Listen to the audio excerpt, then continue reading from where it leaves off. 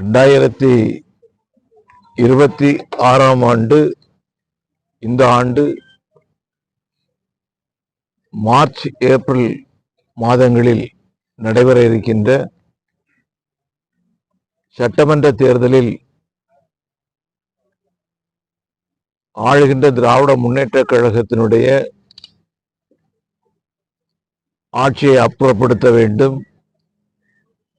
தமிழகத்திலே தூய்மையான நேர்மையான வளர்ச்சியை தரக்கூடிய ஒரு அரசை கொண்டு வர வேண்டும் என்கின்ற உயர்ந்த லட்சியத்தோடு கூட தேசிய ஜனநாயக கூட்டணி மிகவும் வலுவுள்ளதாக அமைக்கப்பட்டு வந்து கொண்டிருக்கின்றது. தேசிய ஜனநாயக கூட்டணியுடைய முதல் கூட்டமாக பாரத பிரதமர் நரேந்திர மோடிஜி அவர்கள் கலந்து கொள்ளக்கூடிய நிகழ்ச்சி அண்ணா திராவிட முன்னேற்ற கழகத்தினுடைய மரியாதைக்குரிய பொதுச் செயலாளர் அண்ணன் எடப்பாடி பழனிசாமி அவர்களுடைய தலைமையின் கீழ் மாபெரும் கூட்டணி அறிவிப்பு தமிழகத்திலே மதுராந்தகத்திலே நடைபெற இருக்கின்றது. வருகின்ற 23ஆம் தேதி அந்த மாபெரும் பொதுக்கூட்டம் நடைபெற இருக்கின்றது. அதற்கான இடத்தேர்வுகள் ஏற்கனவே முடிவாகி அந்த இடத்திலிருந்து தான் நாம் இப்போது பேசிக் கொண்டிருக்கின்றோம். நேற்று முன்தினம் உங்களை எல்லாம் நான் சந்தித்தேன், பத்திரிகையாளர்களை சந்தித்தேன்.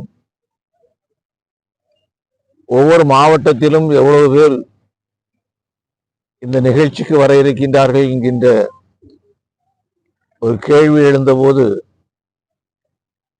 ஒவ்வொரு நாளும், ஒவ்வொரு நாள் என்று சொல்வதை விட ஒவ்வொரு மணித்துளியும் கூட அதிகப்படியான எண்ணிக்கையில்